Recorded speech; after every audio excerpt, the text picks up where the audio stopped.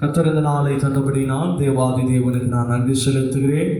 விசேஷமாக கர்த்தர் இந்த நாளை இந்த ஆராதனை வேளையிலும் நம்மை நடத்தினார். இப்பொழுதும் தேவ வார்த்தையினாலே நம்மை போஷிக்க போகிறார். ஹல்லேலூயா.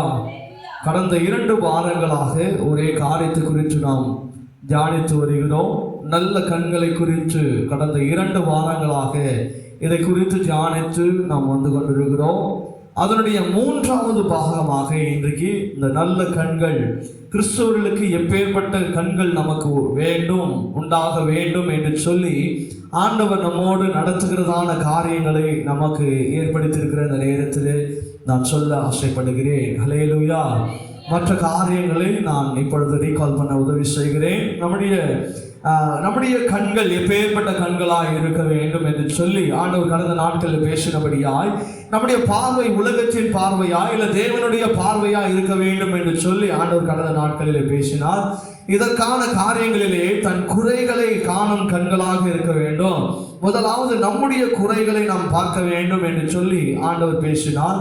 2வது நம்முடைய கண்களை, நம்முடைய பார்வைகளை நாம் நேராக பார்க்க வேண்டும், நேர்மையான காரியங்களை பார்க்க வேண்டும் என்று சொல்லி ஆண்டவர் கடந்த நாட்களில் பேசினார். அதனுடைய 3வது காரியம் நம்முடைய கண்கள் ஜெபிக்கும் கண்களாய் இருக்க வேண்டும். எப்படி ஆகார் ஜெபித்தாலோ, எப்படி அன்னாள் ஜெபித்தாங்களோ அப்படியாய் நாமளும் அப்படியாய் ஜெபிக்கணும் அப்படின்னு சொல்லி ஆண்டவர் கடந்த நாட்களிலே பேசினார்.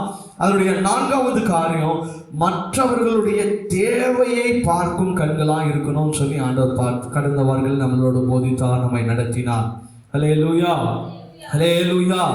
இன்றைக்கும் ஒரு 3 காரியங்கள் இருக்கிறது. இது குறித்த நேரத்தில் முடித்து நாம் அடுத்த திருவிருந்து பந்திக்கு நேராக நாம் கடந்து செல்வோம். 5வது காரியம், நம்முடைய கண் எப்பேற்பட்ட கண்ணாய் காணப்பட வேண்டும் என்று சொன்னால் எழுத்தருள் வாசிக்கலாம். எபிரேயர் புஸ்தகம் 12ஆம் அதிகாரம் அதனுடைய முதல் வசனத்தை நாம் வாசிக்க கேட்போம். எபிரேயர் புஸ்தகம் 12ஆம் அதிகாரம் அதனுடைய முதல் வசனத்தை வாசிப்போம். ஆகையால் யாவற்றையும்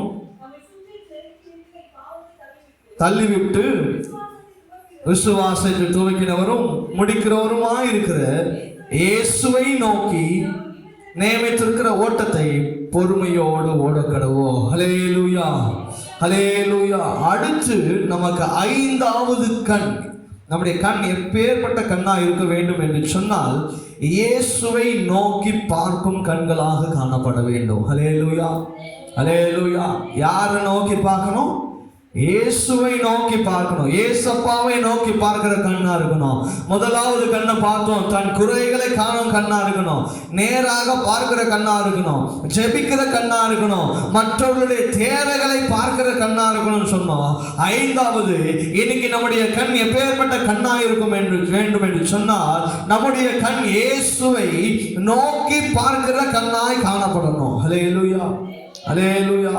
ஏசப்பாவை நோக்கி பார்க்கணும், ஏசப்பாவை சார்ந்து இருக்கணும், ஏசப்பாவை மாத்திரம் நம்ம நோக்கி பார்க்கிறவளாய் காணப்படுகிறதா இருக்கணும். ஏசப்பாவுடைய கண்கள், அவருடைய கண்கள் எப்படியா இருந்தது என்று சொன்னால் எந்த வேலை செய்தாலும் சரி அவர் என்ன பண்ணுவார் என்று சொன்னால் பரலோகத்தை நோக்கி தேவனிடத்தில் அந்த காரியங்களை கேட்டுட்டு தான் என்ன பண்ணுவார், செய்வார். ஹல்லேலூயா, ஹல்லேலூயா. ஏசப்பா தானாக தன் சுயமான காரியங்களை எப்பொழுதும் என்ன பண்ண மாட்டாரு, செய்யவே மாட்டார். அவருடைய முதல் அற்புதத்தை எடுத்து பார்க்கும் போதே சொல்லுவார், எனக்கான நேரம் என்ன பண்ணவல இன்னும் வரல அப்படின்னு சொல்லி அவர் பொறுமையோடு காத்திருந்தார். பிதாவினிடத்தை நோக்கி பார்த்து கொண்டிருந்தார். பிதாவினிடத்தில் அவருடைய சத்தத்தை செவி கொடுத்து காத்து கொண்டிருந்தார். பிதா அதை செய்ய சொல்லும் பொழுதுதான் அந்த காரியங்களை அவர் செய்கிறவராக இருந்தார். அவருக்கே அப்பேற்பட்ட காரியங்களை தேவைப்படும் என்று சொன்னார். இந்த உலகத்துல வாழ்ந்து கொண்டிருக்கிற நீங்களும் நானும் யாரை நோக்கி பார்க்கணும்? ஏசப்பாவை நோக்கி பார்க்கணும். ஹல்லேலூயா, ஹல்லேலூயா, ஹல்லேலூயா. ஏசப்பாவை ஏன் நம்ம நோக்கி பார்க்கணும்? வாசிக்கலாமா? லூக்கா எழுதின சுவிசேஷ புத்தகம் 21ஆம் அதிகாரம் அதனுடைய 34ஆம் வசனத்தை வாசிப்போம். லூக்கா எழுதின சுவிசேஷ புத்தகம் 21ஆம் அதிகாரம் அதனுடைய 34ஆம் வசனம், 21, 34.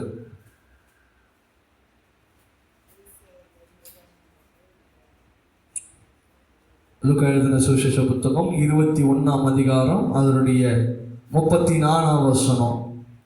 உங்கள் இருதயங்கள் பெருந்திண்டினாலும் வெறியினாலும் லௌகீக கவலைகளினாலும் பாரமடையாதபடிக்கு நீங்கள் நினையாத நேரத்தில் அந்த நாள் உங்கள் மேல் வராதபடிக்கும் எச்சரிக்கையாயிருங்க. ஹல்லேலூயா, ஹல்லேலூயா. நம்ம என்னத்தை சாப்பிடுவோம், என்னத்தை குடிப்போம், என்னத்தை பண்ணுவோம், நாளைக்கு என் வாழ்க்கை எப்படி இருக்கும், நாளைக்கு என் சூழ்நிலை எப்படி இருக்கும் அப்படின்னு சொல்லி உங்களுடைய காரியங்களை என்ன பண்ணிடாதீங்க, சார்ந்திராதீங்க. என்ன நடக்குமோ ஏது நடக்குமோன்னு சொல்லி உங்களுடைய காரியங்களை மாத்திரம் சார்ந்திருக்காதீங்க. அதற்கு பதிலாக ஆண்டவருடைய வருகை, ஆண்டவருடைய காரியங்கள் எப்படி வருமோ, எப்போ வருமோ, ஆண்டவர் எப்பொழுது என்னை வருவார் என்று சொல்லி அவரை மாத்திரமே நோக்கி பார்த்து எச்சரிக்கையாயிருங்கள் என்று சொல்லி வசனம் சொல்கிறது. ஹல்லேலூயா. அதுதான் சொல்லுது, உங்களுடைய இருதயங்கள் பெருந்திண்டினாலும் வெறியினாலும் லௌகீக கவலைகளினாலும் பாரமடையாதபடிக்கு. அப்படின்னா என்ன தெரியுமா, நான் என்னத்தை சாப்பிட போறேன் ஆண்டவரே, என்கிட்ட இவ்வளோதான் இருக்குது, நாளைக்கு நான் என் குடும்பத்தை எப்படி நடத்த போறேன், நாளைக்கு சந்தை வேற, நான் காய்கறி வாங்கணுமே, எல்லாரும் யோசிக்கிறது காரியங்கள் உண்டு. லௌகீக கவலைகளினால, இந்த உலகத்தின் கவலை, இந்த லௌகீகம் என்று சொன்னால் உலகத்தின் ஆசைகள், உலகத்தின் பாசங்கள், தேவனை அருவருக்கிறதான காரியங்கள், இவைகளை நீங்க நினைச்சு கொண்டு உங்க இருதயத்தை நீங்க என்ன பண்ண வச்சிருக்கிறீங்க, பாரம் அடைந்து வச்சிருக்கிறீங்க. இப்பேற்பட்ட காரியங்களுக்கு நம்ம பாரம் அடையக்கூடாது. நம்முடைய பாரம் ஒரே ஒண்ணுதான், ஆண்டவரே எப்படியாவது நான் என்ன பண்ணிடணும், நம்முடைய கிட்ட இருந்து நான் வந்து சேர்ந்துடணும். நம்முடைய காரியங்கள், நம்முடைய பாரங்கள் எந்திரிச்ச உடனே என் பாரம் அப்படிதான், ஆண்டவரே இன்னைக்கு நான் மறிச்சேன்னு சொன்னா நான் எங்க வரணும், பரலோகத்துக்கு வரணும், உங்ககிட்ட நான் வரணும், உம்மிடத்துல நான் சேரணும். இப்பேற்பட்டமான பாரமான காரியங்கள் நமக்குள்ள இருக்கும். இதை நாம் செய்ய வேண்டும் என்று சொன்னால் எப்பொழுதும் கர்த்தரை நோக்கி பார்க்கணும், எப்பொழுதும் இயேசுவை நோக்கி பார்க்கணும். இயேசுவை நோக்கி பார்த்தால் மாத்திரம்தான் அந்த காரியங்கள் நமக்குள்ளே காணப்படும் என்று சொல்லி வசனங்கள் நமக்கு திட்டமும் தெளிவுமாய் சொல்லப்பட்டிருக்கிறது. ஒருவேளை உலகத்தினாலோ, உலக ஆசையினாலோ, உலகத்தின் மேன்மையினால நாம நிறைந்திருப்போம் என்று சொன்னால், இந்த லௌகீக வாழ்க்கையில நாம அடிமைப்பட்டிருப்போம் என்று சொன்னால் நிச்சயமாகவே பரலோகத்தின் மேன்மையை நாம என்ன பண்ண மாட்டோம், பார்க்கவே மாட்டோம். இயேசுவையே பார்க்க மாட்டோம், இல்லையா? அநேக நேரங்களில் இயேசுவை மறந்துடும். கடைசியா தான் இயேசுவையே நாம ஞாபகம் வச்சிருக்கணும். அப்போஸ்தலனாகிய பவுல் சொல்றாரு பாருங்க, பிலிப்பியர் எழுதின நிருபம் 3ஆம் அதிகாரம் அவருடைய 10ஆம் வசனத்தை வாசிப்போமா? அப்போஸ்தலனாகிய பவுல் பிலிப்பியர் எழுதின நிருபம் 3ஆம் அதிகாரம் 10ஆம் வசனம். இப்படி நான் அவரை, அவருடைய உயிர்த்தெழுதலின் வல்லமையையும் அவருடைய பாடுகளின் ஐக்கியத்தையும் அறிகிறதற்கும் அவருடைய மரணக்கு ஒப்பான மரணத்திற்குள்ளாகி எப்படியாயினும் நான் மரித்தோரிலிருந்து உயிரிழந்து இருப்பதற்காக தகுதியாகும்படிக்கு நான் என்ன பண்ணணும், மரிச்சு அவர் வரும் பொழுது அவரோடு நான் என்ன பண்ணணும், உயிரோடு எழுந்துகிறதுக்கு நான் எப்படியா இருக்கணுமா, தகுதியா இருக்கணும். அவன் எப்படி சொல்றான் பாருங்க, அவனுடைய வாஞ்சை எப்படியா இருக்குது பாருங்க, அவனுடைய விருப்பம் எப்படி இருக்குது பாருங்க, எதுக்காக அவன் ஆண்டவரை நோக்கி பார்க்கிறான் பாருங்க. பவுலுக்கும் ஆசைகள் உண்டு, பாசங்கள் உண்டு, அவனுக்கும் தேவைகள் உண்டு, அவனுக்கும் நிறைய காரியங்கள் உண்டு. அவனும் சாப்பிடணும், தூங்கணும், எந்திரிக்கணும். ஏன்னா அவனை எப்படா கொலை செய்யலான்னு சொல்லி என்ன பண்ணிட்டு இருக்கிறாங்க, அவனை பார்த்துட்டு இருக்கிறாங்க. அந்த நேரத்திலே அவனுடைய வாஞ்சை எப்படி ஆயிருக்கிறது, நான் அவர் வரும் பொழுது அவரோடு நான் உயிரோடு எழுந்திருக்கணும். ஹல்லேலூயா. அதான் வசனம் சொல்லுது, அவர் வரும் பொழுது முதலாவது மரித்தோர்கள் என்ன பண்ணுவாங்க, எழுந்திருப்பாங்க. அதுக்கப்புறம் தான் நாமெல்லாம். அப்போ நாம மரணிக்கிறோம் என்று சொன்னால் அவர் வரும் பொழுது நாம் எப்படி இருக்கணும், எழுந்து அவரோடு இருக்கணும். செத்தவனை போல நாம இருக்கக்கூடாது. அவனுடைய வாஞ்சை பாருங்க, அவனுடைய தகுதி எப்படி அவனை தகுதிப்படுத்திக் கொள்ளுகிறான் பாருங்க. நம்முடைய தகுதி எப்படி இருக்கிறது யோசிச்சு பாருங்களேன். என்னுடைய தகுதி எப்படி இருக்கிறது, நம்முடைய நோக்கம் எப்படி இருக்கிறது, ஏசப்பாவை நம்ம எதுக்கு நோக்கி பார்க்கிறோம் சொல்லி பாருங்க. காலையில எந்திரிச்ச உடனே டேப் ரெக்கார்டர் ஆன் பண்ண மாதிரி 365 நாளும் ஒரே பிரேயர் தான், ஒரே விண்ணப்பம் தான். ஆண்டவரே என்னை ஆசீர்வதிங்கப்பா, என் குடும்பத்தை ஆசீர்வதிங்கப்பா, நான் இன்னைக்கு ஆகாரத்தை கொடுங்க, நான் சாப்பிடணும், மதியம் சோறு வேணும், நைட்டு சோறு வேணும், நல்லா தூங்கணும், காலைல எழுந்திரிக்கணும், நான் பத்திரமா போயிட்டு பத்திரமா வரணும். இதுதான் நம்முடைய ஜபம், நம்முடைய வேண்டுதல், நம்முடைய விண்ணப்பங்களா இருக்கிறது. ஆனால் அதற்கு மாறாக அப்போஸ்தலனாகிய பவுலுடைய ஜபம் எப்படி இருக்கிறது? என்னை உயிர்த்தெழுதலுக்கு என்ன பண்ணுங்க, தகுதிப்படுத்துங்க. உண்மையான கிறிஸ்துவனுடைய ஜபம் அப்படிதான் இருக்கும் இல்லையா? எண்ணத்தை புசிப்போ, எண்ணத்தை குடிப்போ, இதையெல்லாம் உன்னை என்ன பண்ணிடாது, தேவனுக்கு பிரியமாகவோ இல்லை தேவனுடைய ராஜ்யத்துக்கோ உன்னை தகுதிப்படுத்தாது. இதை கேட்டுக்கொண்டிருக்கிற என் தேவ பிள்ளைகளே, இயேசுவை நோக்கிப்பார். எதுக்காக? உன் தேவைக்காக அல்ல, உன்னை உயிர்த்தெழுதலின் நாள்ல உன்னை உயர்த்துவதற்கு, உன்னை தகுதிப்படுத்துவதற்கு தேவ சமூகத்தை நோக்கி பாருங்க. அல்லேலூயா, அல்லேலூயா. இன்னைக்கு தேவைக்கு மாத்திரம் தான் இன்னைக்கு ஆண்டவர்கிட்ட வரும். இன்னைக்கு சபை எப்படி ஆயிடுச்சு? ஒரு ஹாஸ்பிட்டல் போல ஆயிடுச்சு. ஒருவேளை ஒயிட் கலர்ல ஹாஸ்பிட்டல் மாதிரியே பெயிண்ட் பண்றதுனால சர்ச்சு கூட ஹாஸ்பிட்டல் மாதிரி தான் இருக்கு. ஏதாவது ஒரு தேவை, பாஸ்டர் எனக்கு உடம்பு சரியில்லை, சோரம் என்ன வருது, வாந்தி வருது, அது வருது, இது வருது, என்னமோ வருது, உடனே ஜெபம் பண்றாரு, பாஸ்டர் போறாரு, ஜெபம் பண்றாரு. அந்த ஆத்மா அதோட என்ன பண்ணாது, ஆண்டவர் தேடியும் வராது, சபைக்கும் வராது. இதோடு அதுக்கு வேற எப்போ தேவையோ அதுதான் என்ன பண்ணோம். இவர்கள் எல்லாம் உயிர்த்தெழுதலின் நாளில் என்ன பண்ண மாட்டாங்க, உயிர்ப்பிக்க மாட்டாங்க. சபைக்கு வர்றவங்களும் உயிர்த்தெழுந்துருவாங்களான்னா சந்தேகம். அதுக்கு என்ன சொல்றாருன்னா, அந்த உயிர்த்தெழுதல் நாளில் உயிரோடு எழுந்துகிறதுக்கு நீங்க என்ன பண்ணணும், உங்களை தகுதிப்படுத்தணும். அதுக்கு ஒரு இடம் தான் சபை. சபைக்கு எதுக்கு வரோம்? பாட்டு பாடுறோம், ஜெபம் பண்றோம், ஏந்து போறோம், அவ்வளவுதான்.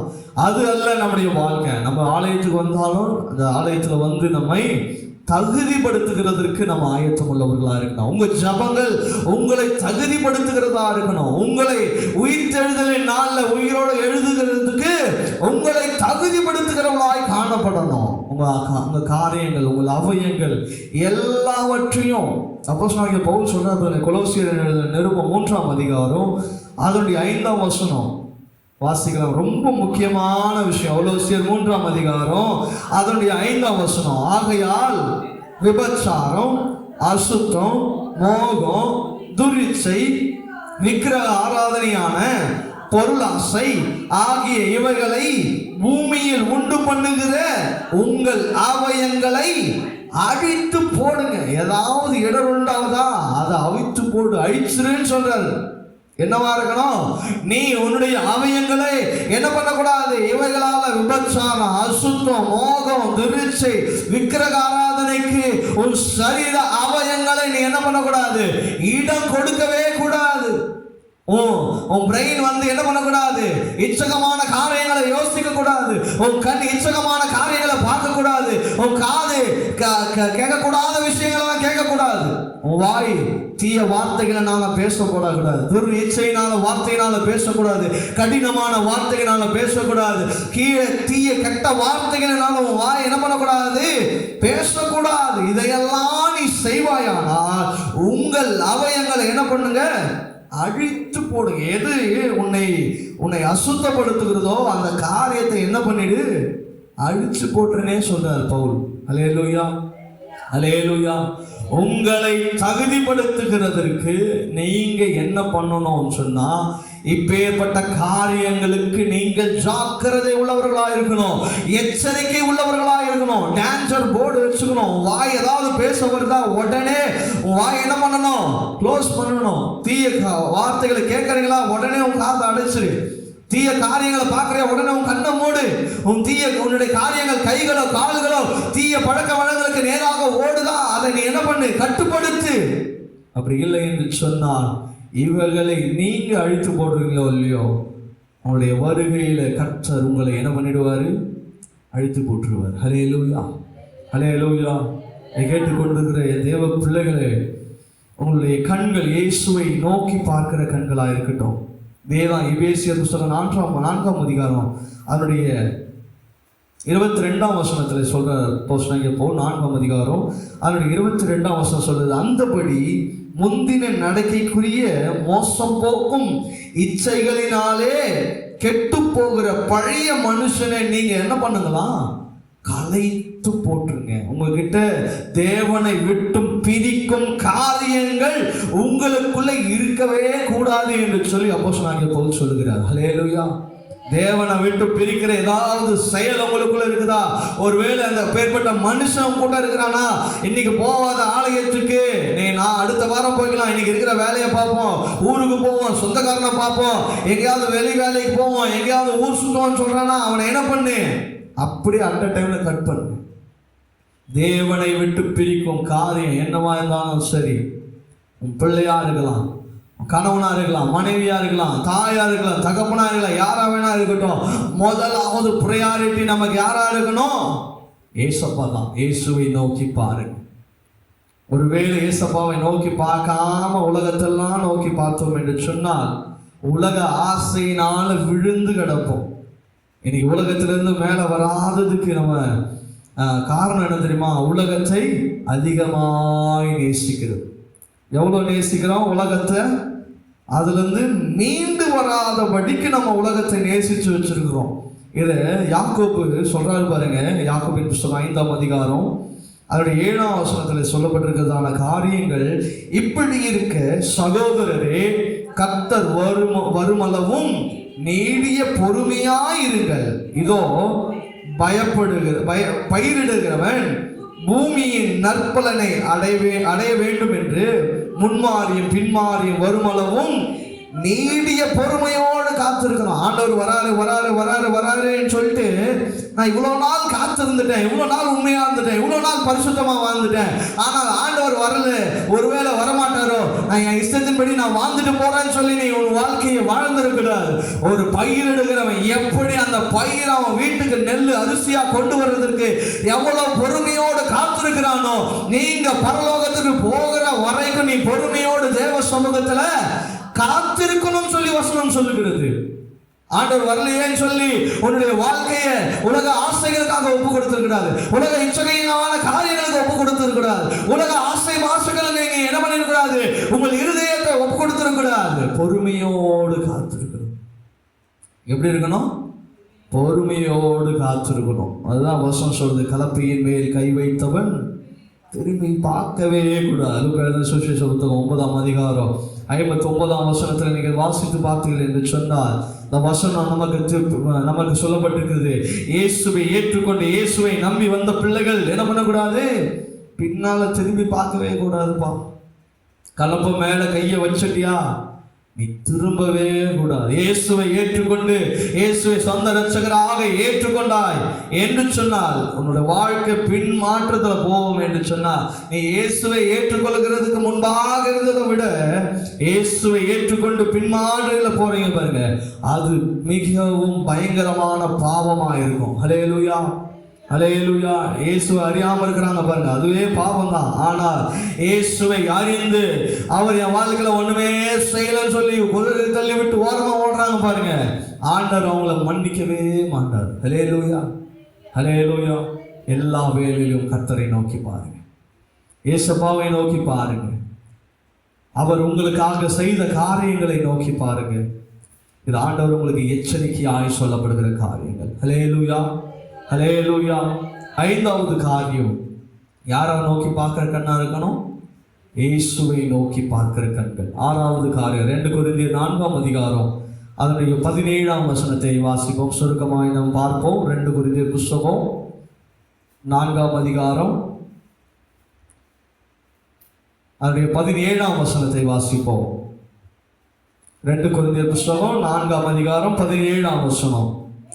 மேலும் காணப்படுகிறவைகளை அல்ல, காணப்படாதவைகளை நோக்கி இருக்கிற நமக்கு அதி சீக்கிரத்தில் நீங்கும் இந்த லேசான நம்முடைய உபத்திரவம் மிகவும் அதிகமான நித்திய கனமாகிய கனமகிமையை நமக்கு என்ன பண்ணுவாரா?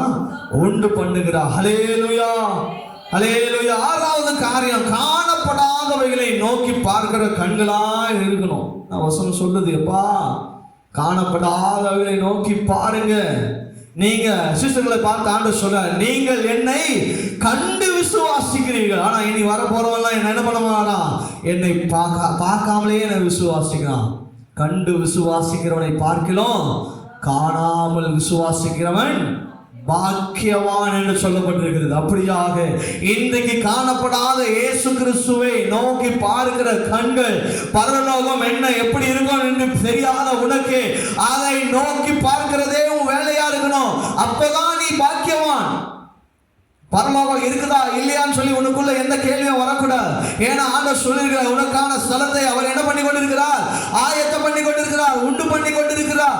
இந்த உலகத்தை உனக்காக உண்டு பண்ணினது உண்மையானா அவர் உங்களுக்காகவும் எனக்காகவும் பரலோகத்தை என்ன பண்ணியிருக்கிறாரு, உண்டு பண்ணி இருக்கிறார். அது வரைக்கும் நீ சகிக்க வேண்டியது சகிக்கணும், நீ பட வேண்டிய பாடுகளை பாடணும். அதுதான் வசனம் ரோமர் 8:18 சொல்லுது, நமக்கு பாடுகள் நமக்கு உண்டு.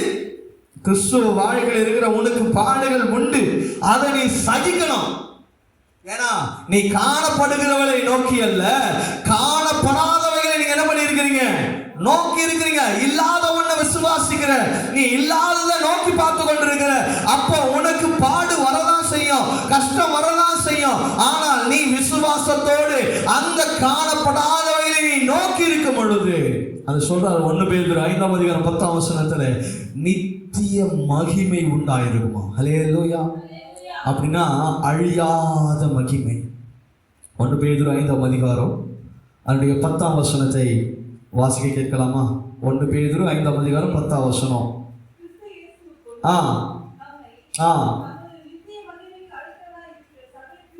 போதும். நித்திய மகிமைக்காய் நம்மை அழைத்திருக்கிறார். ஹல்லேலூயா.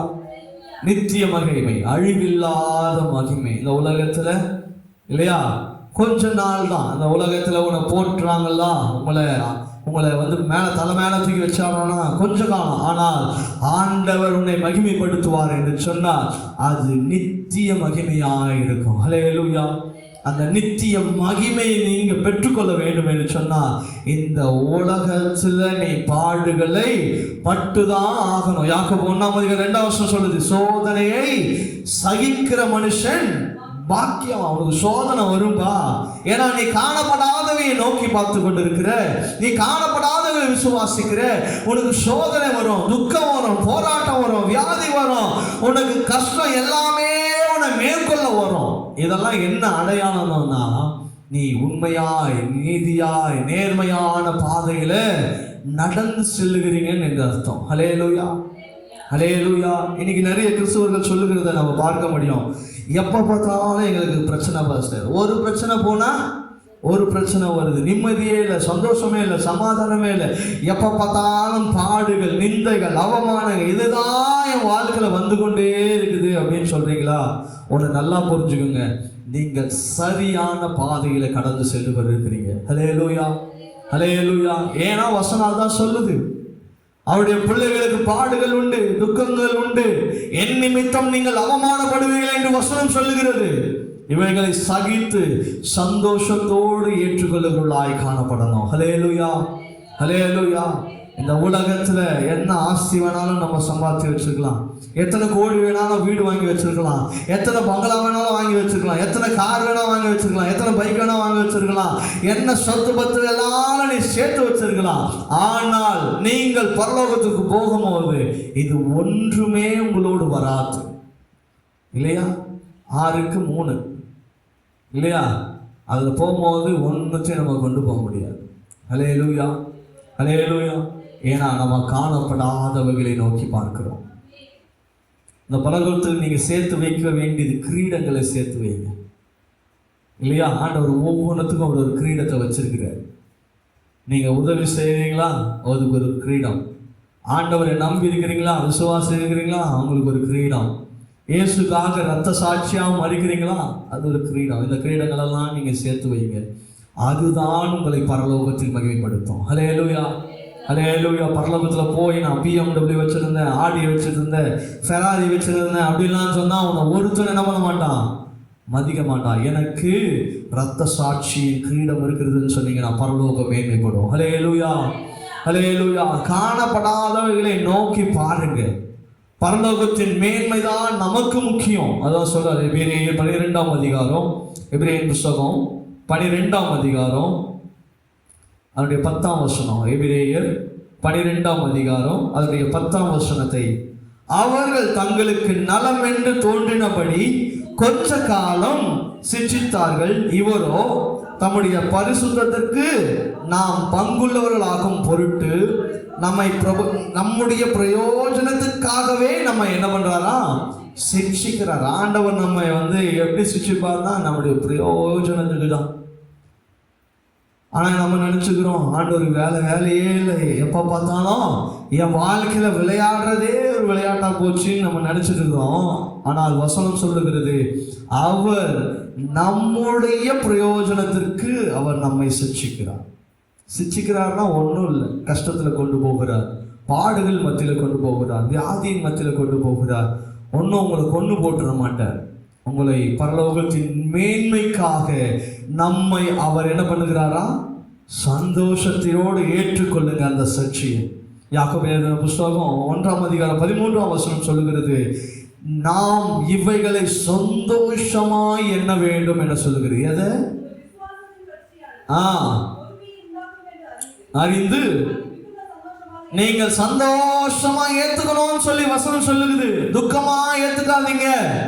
நீங்க ஆரம்ப கால கிறிஸ்துவர்களா இருந்தீங்கன்னா உங்களுக்கு துக்கமா தான் இருக்கும். இயேசுவை நீங்க நன்றாக அறியாம இருந்தீங்கன்னா துக்கமா தான் தெரியும். இயேசுவை நீ உறுதியா பிடிச்சிக்கலன்னா உனக்கு துக்கமா தான் தெரியும். இயேசுவை நீ உண்மையாய் தேடாம பலனுக்காக நன்மைக்காக மாத்திரம் நீ இயேசுவை தேடுவாயானால் அது உனக்கு கஷ்டமா தான் தெரியும். ஆனால் நீ பரலோகத்தின் மேன்மைக்காகவோ இயேசுக்காகவோ இயேசுவின் மகிமைக்காகவோ நீ வாழ்வாயானால் அது உனக்கு சந்தோஷமா தான் இருக்கும். நீங்க ஆராய்ச்சி பார்த்து கொள்ளுங்க.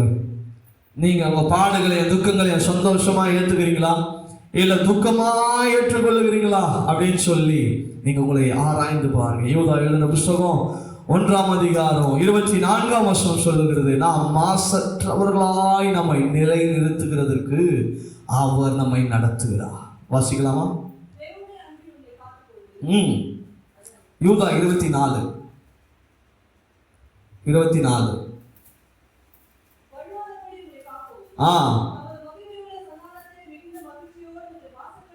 மாசற்றவர்களாய் நிலைநிறுத்துவார். ஹல்லேலூயா.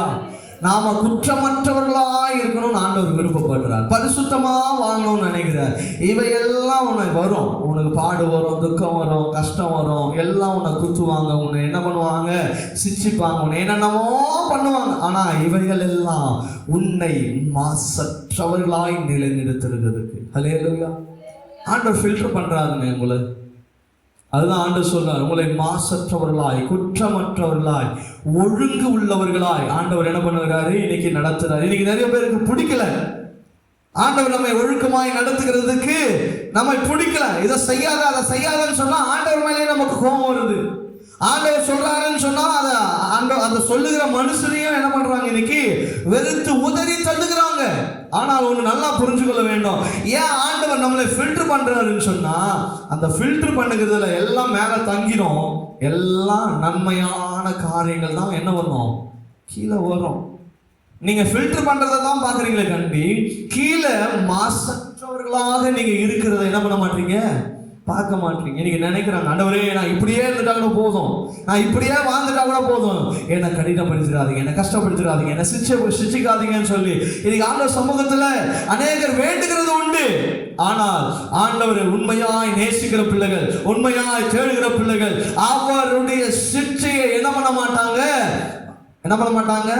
வேண்டா விரோதமாய் அற்பமாய் அசட்டையாய் என்ன பண்ண மாட்டாங்க, எண்ணவே மாட்டாங்க. ஆண்டவர் உங்களை சிச்சிக்கிறாரா, நீங்க நினைச்சு கொள்ளுங்க, நான் என் ஆண்டவருக்கு ஸ்பெஷல். யாரு? நாங்க ஆண்டவருக்கு ஸ்பெஷல். உங்களை சோதனைக்குள்ளா நடத்துறாருன்னா நாம யாரு? ஸ்பெஷல். வேதத்தில் எத்தனையோ பேர் இருக்கும் போது ஏன் ஆண்டவர் யோபை மாத்திரம் அவர் சிச்சிக்க வேணாம் சொல்லுங்க, அவனை பொன்னாக விளங்க செய்யும்படியா. ஹல்லேலூயா, ஹல்லேலூயா. அதை கேட்டுக்கொண்டிருக்கிற தேவ பிள்ளைகளே, கர்த்தர் உங்களை சிக்ஷிக்கிறார். உங்களை நடத்துகிறார், உங்களை ஏந்துகிறார், உங்களை துன்பமான பாதையில், வியாதியின் கஷ்டங்களில் எதற்கு உங்களை கொண்டு போகிறார் என்று சொன்னால் உங்களை பொன்னாக விளங்க செய்யும்படியாய். ஹல்லேலூயா, ஹல்லேலூயா, ஹல்லேலூயா. காணப்படாதவர்களை நாம் நோக்கி பார்க்கிற கண்களாக இருக்கணும். நீங்க பார்க்கிற விஷயத்தை விசுவாசிக்கிறது ஒரு லேசான விஷயம். ஆனால் காணப்படாதவர்களை நீங்கள் விசுவாசிக்கும் பொழுது நீங்களும் நானும் பாக்கியவான்களாக மாற்றப்படுகிறோம். ஹல்லேலூயா, ஹல்லேலூயா. கடைசி 7வது காரியம், யோபு 19ஆம் அதிகாரம், யோபின் புஸ்தகம் 19ஆம் அதிகாரம் அதனுடைய 27ஆம் வசனத்தை ஒருவர் வாசிக்க கேட்போம். யோபின் புஸ்தகம் 19ஆம் அதிகாரம் அதனுடைய 27ஆம் வசனம்.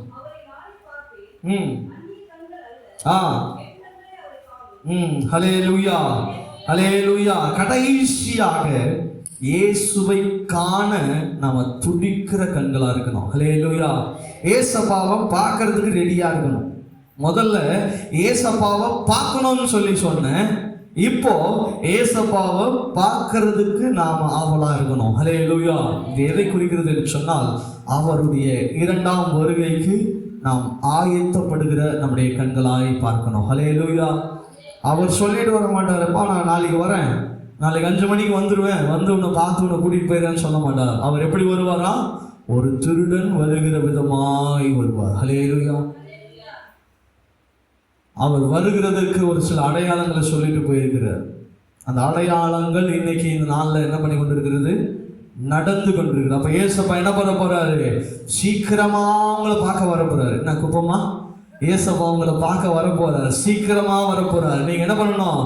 ரெடியா இருக்கணும். எல்லாருமே ரெடியா இருக்கணும். எப்ப ஆண்டவர் வருவாரு, என்ன அவரோடு கூட்டிட்டு போவாருன்னு சொல்லி இன்னைக்கு நீங்களும் நானும் என்னவா இருக்கணும்? ஆயத்தமுள்ள கண்களா இருக்கணும். இயேசுவை காண்கிற கண்ணா இருக்கணும். என்ன பண்ணா? ஏசப்பாவை பார்க்கிற கண்ணா இருக்கணும். உலக மனுஷனை பார்க்கறதையோ உங்க வீட்டுல டிவி செல்போனை பார்த்துக்கிட்டு இருக்கிற காரியங்கள் அல்ல. என் இயேசு எப்போ வருவா, எப்பொழுது நான் அவர் வலது பாரசத்துல கையை பிடிச்சிட்டு நான் என்ன பண்ண போறேன்? மத்திய ஆகாயத்தில் நான் உட்கார்ந்து எல்லார்கிட்டையும் நான் கிளம்புறேன்பா, நான் போயிட்டு வரேன், என் வந்தது காலம் முடிஞ்சு போச்சு, நான் என்ன பண்ண போறேன்? என் ஆண்டவரோட பரலோகத்தில் இருக்க போகிறேன். அதுதான் நம்முடைய மகிமையா இருக்கிறது. ஹல்லேலூயா, ஹல்லேலூயா. அதுதான் சங்கீதக்காரன் சொல்கிறேன். 73ஆம் சங்கீதம் 26ஆம் வசனம் சொல்லுது, அவர் என் இருதயத்தின் கண்மலையும் பங்குமானவர் என்று சொல்லியிருக்கிறார். அவரை என் கண்மலையாய் வைத்துக் கொள்ளணும். அவரே எனக்கு பங்காளியா இருக்கிறார் என்பதை நான் பார்க்கணும். எனக்காக அவர் தான் அடிக்கப்பட்டிருக்கிறார். அப்போ நான் அவர் கூட போகிறது தான் எனக்கு சரி இல்லையா? எனக்காக பாடுபட்ட மனுஷன், எனக்காக அடிக்கப்பட்ட மனுஷன், எனக்காக ஜீவனை கொடுத்த மனுஷன், எனக்காக உயிரோடு எழுந்த மனுஷன் கூட நான் போகிறது தான் சரியான காரியம். ஹல்லேலூயா, ஹல்லேலூயா. அதை பார்க்கிறதுக்கு நீங்க என்ன பண்ணணும்? ஆயத்தம் உள்ளவர்களாக இருக்கணும். என்னாகும் புஸ்தகம் 24ஆம் அதிகாரம், என்னாகும் புஸ்தகம் 24ஆம் அதிகாரம் அதனுடைய 17ஆம் வசனத்தை நாம் வாசிக்க கேட்போம். என்னாகும் புஸ்தகம் 24ஆம் அதிகாரம் அதனுடைய 17ஆம் வசனத்தை நான் வாசிக்கிறேன். அவரை காண்பேன், இப்பொழுது அல்ல, அவரை தரிசிப்பேன், சமீபமாய் அல்ல.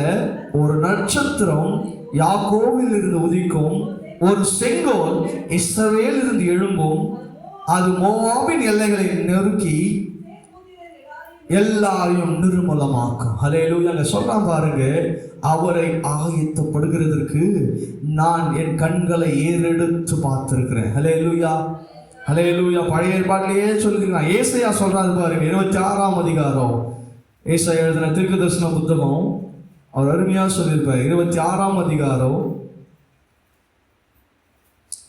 அதனுடைய 19ஆம் வசனத்தை வாசிப்போம்.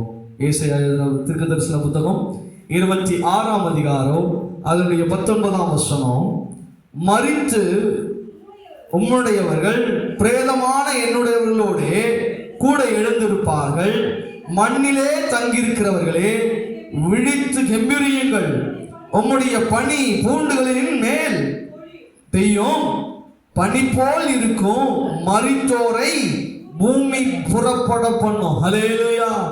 அவர் இரண்டாவது கமிங், அதாவது இரண்டாவது வருகைய 800 வருஷத்துக்கு முன்னாடியே சொல்லிட்டார். இயேசு கிறிஸ்து பிறக்கிறதுக்கு முன்னாடியே அவர் எப்படி வருவார், எப்படி நடக்கும், ஏது நடக்கும், அவருடைய வருகை எப்பேற்பட்டதா இருக்கும். நீங்கள் ஆயத்தப்படுங்கள். நீங்க ஆயத்தம் மாத்திரம் படுகிறது அல்ல, ஆயத்தமும் படுத்துங்கள். ஹல்லேலூயா. நீங்க மாத்திரம் ஆயத்தப்படுகிறது அல்ல, அடுத்தவங்களையும் என்ன பண்ணுங்க, இயேசுவை காண அவரை பார்க்கிற கண்களாய் மாற்றுவதற்கு நீங்க மாத்திரம் ஆயத்தப்படுகிறது அல்ல, அடுத்தவங்களையும் என்ன பண்ணுங்க, ஆயத்தப்படுத்து. அதுதான் நமக்கு கொடுக்கப்பட்டிருக்கிற காலம். ஆண்டவர் இப்ப ஏன் நம்ம சும்மா விட்டுருக்கிறாரு தெரியுமா? இன்னும் ஆண்டவரை தேடாம இருக்கிறாங்க பார்த்தீங்களா, அவங்களெல்லாம் தேடி அவர் பக்கம் வரணுன்றதுக்காக தான். ஹல்லேலூயா, ஹல்லேலூயா. நம்முடைய வாஞ்சை அல்ல, தேவனுடைய வார்த்தைக்கு செவி கொடுத்து தேவனை காண ஆயத்தப்படுவோம். உலக ஆசைகளை வெறுத்து தேவ சித்தத்தை நிறைவேற்றுவோம். ஹல்லேலூயா, ஹல்லேலூயா. இன்னைக்கு 3 கண்களை பார்த்தோம். இயேசுவை நோக்கி பார்க்கிற கண்கள், காணப்படாதவைகளை நோக்கி பார்க்கிற கண்கள். 3வது இயேசுவை காண 2வது வருகையிலே நம்மை ஆயத்தப்படுத்தவும் மற்றவர்களை ஆயத்தப்படுத்துகிற கண்களாய் நாம் மாற கர்த்தர் நமக்கு உதவி செய்வார். தேவன் தாமே இந்த வார்த்தைகளை ஆசீர்வதிப்பாராக. நாம் எல்லாம்